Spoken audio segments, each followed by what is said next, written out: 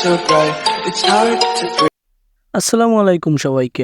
একটু আগে যে ফটোগুলো দেখলেন এগুলো আমি একটা ওয়েবসাইটে গিয়ে এরকমটা লিখলাম। দেখতেই পাচ্ছেন এআই আমাদেরকে একটি এমন ছবি জেনারেট করে দিয়েছে যেখানে বালুর মধ্যে আমার নাম রয়েছে এবং আমরা যদি এমনটা লিখি তাহলে বালুর মধ্যে রিফাত সাইমা লেখা ছবি এডিট করে দিয়েছে। টেক্সট দিয়ে ইমেজ জেনারেট করার জন্য আমি অনেক ওয়েবসাইট দেখেছি, তবে মাইক্রোসফটের এই প্রোডাক্টটি আমার কাছে খুবই পাওয়ারফুল মনে হয়। বিং ইমেজ ক্রিয়েটর আপনারা নিশ্চয়ই জানেন এই ওয়েবসাইট সম্পর্কে, আর কিভাবে এই ওয়েবসাইট দিয়ে এমন ছবি জেনারেট করবেন তো সেটাই আজকে আমি আপনাদেরকে দেখাবো। তো চলুন দেখিয়ে দিচ্ছি কিভাবে এই কাজটি করবেন। It's okay. First of all একটা ব্রাউজারে চলে আসবো, আমাদের ফেভারিট যেটা ক্রোম ব্রাউজার। এখানে চলে আসার পর উপরে একটা সার্চ বার পেয়ে যাব, তো ওই সার্চ বারে একটা ট্যাব দিয়ে দেব। তারপর সার্চ বারে লিখবো বিং ইমেজ ক্রিয়েটর। তো এটা এখান থেকে আমি লিখে নিচ্ছি। আপনারা জানেন হয়তো বা এই ওয়েবসাইট সম্পর্কে, এতদিনে এখান থেকে অনেক ভাইরাল ফটো এডিট করা হয় এখন বর্তমানে। তো এই ওয়েবসাইটে চলে আসব।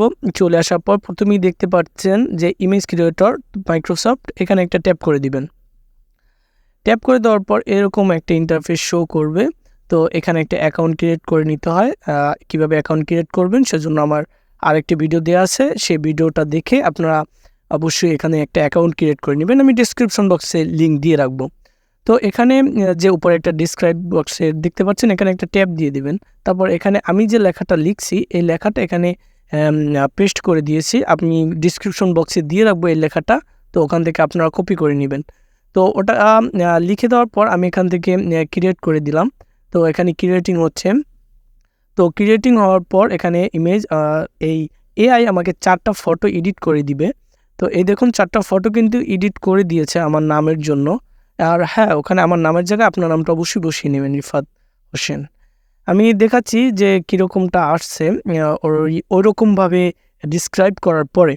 তো এরকমভাবে আসছে ছবিটা, একটু লোডিং নিচ্ছে। এই দেখুন বিচের মধ্যে আমার নাম রিফাত হোসেন এরকমভাবে আসছে। ছবিটা সেভ করার জন্য পাশে দেখবেন 3 ডট একটা অপশন, এখানে একটা ক্লিক করবেন, তারপর ডাউনলোড অপশনে একটা ক্লিক করবেন, ব্যাস হয়ে যাবে। তো এখানে যদি আপনার এই ছবিগুলো পছন্দ না হয় তাহলে কিন্তু আবার আপনি ক্রিয়েট এই অপশনটা একটা ট্যাব দিয়ে দিতে পারেন। নতুনভাবে আরও 4টি ইমেজ ক্রিয়েট করে দিবে।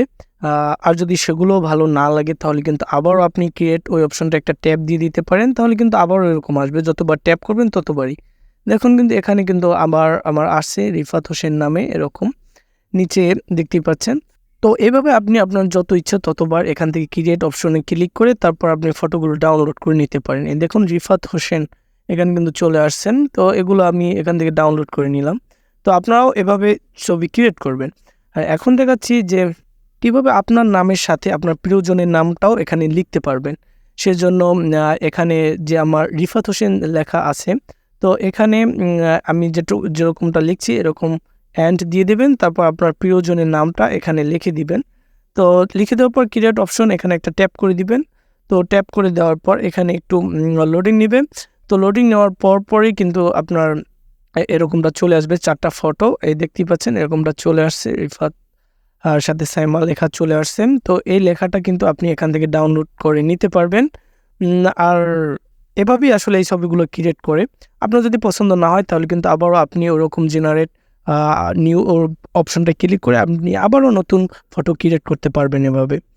তো এই ছিল আজকের ভিডিও দেখে যদি একটু উপকার হয়ে থাকে তাহলে অবশ্যই ভিডিওতে একটা লাইক দিয়ে যাবেন।